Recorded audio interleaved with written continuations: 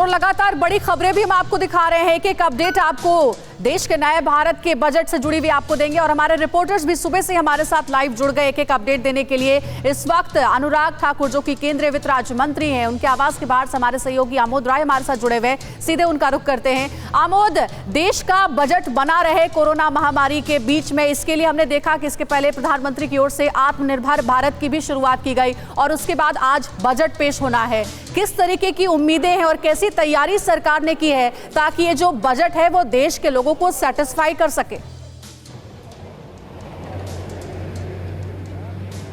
देखिए, निश्चित तौर पे ये जो बजट होगा उसमें आधारभूत ढांचा जो है देश की जो अर्थव्यवस्था है उसके जो आधारभूत ढांचा है उसको मजबूत करने के लिए सरकार कई घोषणाएं कर सकती हैं। सबसे जो महत्वपूर्ण, अगर बजट को देखें सरसरी निगाह पर अंजलि, तो 3 हिस्सा में अगर बांटे तो आम आदमी को क्या मिलेगा, किसानों को क्या मिलेगा और देश के पूंजीपति या अर्थव्यवस्था चलाने वाले उद्योगपतियों को क्या मिलेगा। तो आम आदमी को, जैसा आपने पहले भी बताया कि 2.5 लाख से 3 लाख आयकर छूट की सीमा को बढ़ाकर किया जा सकता है। स्टैंडर्ड डिडक्शन को 50,000 से 75,000 किया जा सकता है। इसके अलावा जो 5 लाख से 10 लाख तक की सैलरी वाले लोग हैं जिनको 20% टैक्स देना पड़ता है, उसको घटाकर 10 से 15% किया जा सकता है। ये सब तो आम आदमी की बात हुई, लेकिन किसानों को क्या मिलेगा? किसानों को इसमें सबसे महत्वपूर्ण बात यह है कि रूरल इकोनॉमी को बढ़ावा देने के लिए सरकार घोषणाएं कर सकती है।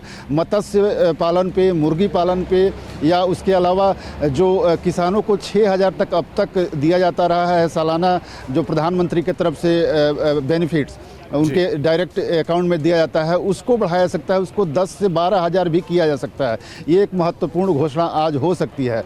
जेब पर कहाँ भारी होगा, ये अगर बात करें आम आदमी का, तो इसकी संभावना है कि कोरोना से लग सकता है, जो मिडिल क्लास पे थोड़ी बोझिल हो सकती है। लेकिन सबसे महत्वपूर्ण बात यहाँ यह है कि कोरोना के दरमियान जो अर्थव्यवस्था पे असर पड़ा है, तो हर क्षेत्र के लोगों को कुछ न कुछ मिले, हर सेक्टर को कुछ न कुछ मिले। सरकार की ये कोशिश है और उसके तहत इस बजट में बहुत सारी घोषणाएं। बिल्कुल आमोद, हम पीयूष के पास भी जाएंगे, उनसे भी सवाल जवाब करेंगे। लेकिन अब आपने किसानों का जिक्र किया है, तो इस बजट में किसानों के लिए क्या कुछ खास हो सकता है, जरा एक बार पहले खबरों में दिखाते हैं, उसके बाद पीयूष मैं आपके पास लौटता हूं।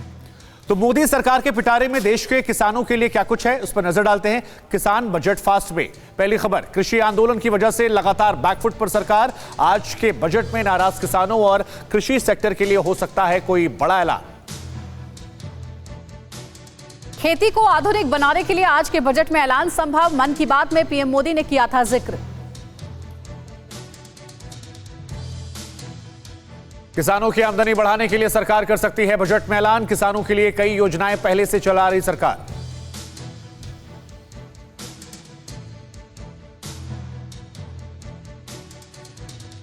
किसानों से जुड़े सेक्टर्स की 16 योजनाओं का बजट बढ़ा सकती है सरकार। पिछले बजट में 2.38 लाख करोड़ के बजट का हुआ था ऐलान। आज के बजट में वित्त मंत्री पीएम कुसुम योजना को विस्तार दे सकती हैं। किसानों के लिए इंसेंटिव का भी ऐलान वो कर सकती हैं।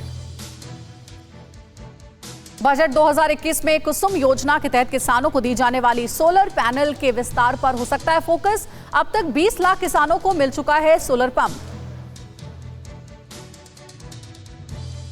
आज के बजट में फूड प्रोसेसिंग सेक्टर पर भी सरकार कर सकती है फोकस। फूड उद्योग की योजनाओं को भी बजट में वित्त मंत्री प्रमुखता दे सकती हैं।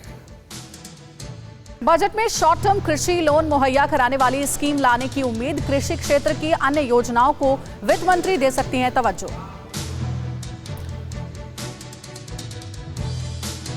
और दलहन और तिलहन की फसलों को बढ़ाने पर सरकार का जोर। उत्पादन पर प्रोत्साहन पैकेज का ऐलान हो सकता है।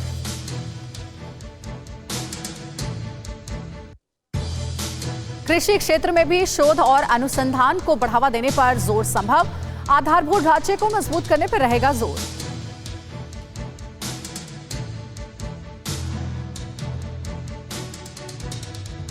न्यूज़ टॉप 9 रोज सुबह 7 बजे और शाम 7 बजे सिर्फ TV9 भारतवर्ष पर।